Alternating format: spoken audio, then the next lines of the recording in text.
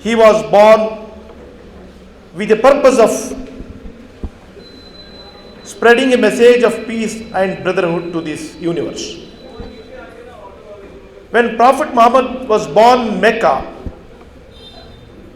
we have all read there was total confusion and chaos. People were indulging in all kinds of violence, to the extent they were burying their female child. In such a situation, he taught peace to the people. Whenever Muslim meets each other, first word what we wish, that is Assalamu alaikum. May Allah bless you with peace and tranquility. So, as Mr. Putraj said, there is no doubt, definitely Islam can bring peace to this society. No doubt in it. You are invited a respected guest, Mr. Putraj, who has retired from Education Department as Assistant Director. Anybody who has worked in Education Department, it is quite natural that he is a well-read person. He knows about all the religions. And he asked the audience a beautiful question. Why this question mark? Because it is an open secret. In this world, there is a mutual distrust among the people, mutual suspicion that has taken the peace of the people today. And the answer is, to lead a peaceful life, we should understand and we should know not only Islam but also other religions of the world. You go through any sacred book of any religion, whether it is a Bhagavad Gita or whether it is Quran, Bible or any sacred book, nowhere it was criticized, nowhere it criticized the other religions.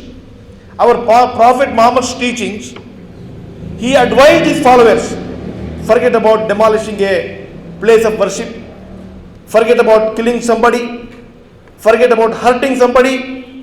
He has asked his followers not to use a single word. You should not criticize other religions, which is going to hurt their feelings. These are the teachings of Prophet Muhammad sallallahu alaihi wasallam. And today, as you said, some interested parties, more especially the politicians, to acquire power, position, wealth, they are creating problems to society. And today, society has lost peace only because of such people. If you understand the religion, the various religions of this world, you must understand the universe. You must have a thorough knowledge about the universe. At the same time, you must have thorough knowledge about the God. The concept of God is same in almost all the religions. But we have not understood. Many times I used to tell people, first you try to understand the concept of God. You try to understand the God. You try to understand the universe. You try to understand yourself. We need not go to any saint to understand who is the creator. If you just understand, think about your own human body. How the human body is built. How beautifully it is composed. You will definitely understand there is some power behind this creation. Your human body, you think about your eyes, your nose, your ears, your mouth, teeth, tongue, your hands and legs. Just you think about the hand. If this hand is straight, instead of bending in the elbow, if there is a straight bone, you could have not eaten your food. You could have not easily taken your hand to the mouth like this. Then you could have taken the hand like this and open your eyes and eat. How beautifully he has taught while creating his body. Your eyes are seeing the universe, the people around you, and you can identify the different colors. Take your tongue, you taste all types of taste. The moment you eat, you will find out whether it is sweet or salt or sour. Like that, your ears make out whether it is a melodious voice, whether it is a bad voice. Even while you can, like that, there are different things will be identified, the different part of the body. So beautifully God has created. There are hairs on your cheeks, but no hairs on your forehead. There are hairs in your ears. It works like a filter, preventing the dust to go inside. There are hairs inside your nostrils, not on the nose. You will definitely understand there is a power behind this creation. And that power is not different for different religions. No different God for Hindus, no different God for Muslims. God is alone. God is one.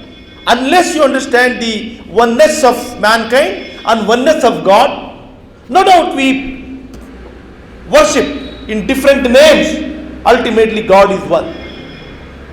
Unless this is understood properly, we cannot think of peace. We have to fight like dogs. We have to fight like animals. What is happening today? And today, there are people who say Muslims are terrorists. I don't think so. Today, it has been declared openly. Recently, there was a Muslim Personal Law Board. They condemned all terrorist act. A famous Maulvi, Dr. Tahir Hussain, who said that a terrorist cannot go to Jannah. Such declarations were made. Few days before, I was invited to Rizal Market. There is a big public debate about terrorism and Islam. Islam 100% will not certify, will not endorse the terrorism. This is against the tenets of Islam. One should understand. Today there is a confusion. One set of people are there. They are frustrated. They are desperate in their life. And that is the reason why they are indulging in terrorism. But we don't say they are Muslims. When they are not following the principles of Islam, we don't say they are Muslim. Just they have got the names of Muslims, that's all. This is a kind of confusion existing among our people, and people say that, oh, Muslims, all Muslims are bad. No, you cannot say like that. So, this is a kind of confusion, and that confusion should go, and Islam is only for peace, and without peace, we cannot think of any prosperity of your family, of your mahalla where you are staying, of your state, of the country. You cannot expect this unless there is a peace and tranquility. So everywhere importance is given to the peace and tranquility in Islam. And we have read, so much importance is given to the humanity in Islam. There was a war. At the time of war, Sahabas, who are the followers of Prophet Muhammad sallallahu alaihi wasallam, they were in the war field, and one Sahabi who was so badly injured, and he was calling, asking for water. Then in those days they used to supply water in the war field, and another Sahabi was carrying water, and the moment he went very close to the injured, he heard a same type of voice calling for water, asking for water from some distance. Then he refused to drink. He said, go to him first. When he went to second person and he was about to make him to drink water and he received the same call, then the second injured person asked him to go to the third person. The moment he reached to the third person, he died. Then he came running to the second person. By the time he was also dead. And when he came to the first person, he was also dead. That was the humanity taught in Islam. And Islam says, you should not look after yourself. You should look after the entire community. You must look after your parents. You must look after your neighbor. And before going to the bed, you should visit your neighbor. You must find out whether he has eaten or not, whether he had his lunch or dinner or not. This was the teaching of the Islam. Islam was born only to teach peace and brotherhood. That is the reason why the Islam has spread so fast. Today it is the second biggest religion in the world. It is only because of the principles of Islam. Nobody can doubt about it, but today is a mutual distrust, mutual suspicion among various religions that is created by politicians. If anybody has understood the oneness of God, oneness of mankind, there will not be any problem. Peace will be prevailing everywhere. And sometimes you say that we are Indian, he's a Pakistani, he's a American, he's a African, like that. Yes, no doubt, we have to identify ourselves with the name of country. Why? We have to work, we have to assist and see that our country is progressed. But at the same time, we should not forget all the human beings of this world are one. All the human beings of this world are one. Unless this is not understood, you cannot think of peace. We have to go ahead. And here, the moment it comes to your mind that I am Bangalorean, he is a Mysorean, he is a Mandian, then we'll go one step forward. I am Kannadiga, he is a Tamilian, he is a Telugu. Then we'll say that I am Indian, he is an American, he is an African. If you go on dividing the people on the basis of the name of the region, in the name of the state, in the name of the country, we won't get any solution for this problem. Number one, you have to understand all the religions, number one. Number two, you have to understand and think that we are all human beings. Universe is one. God is one. We worship in different names, in different avatar. That's the only difference. Without reading and understanding the different other religions, if we just develop a kind of misconception about other religion, then we cannot think of peace.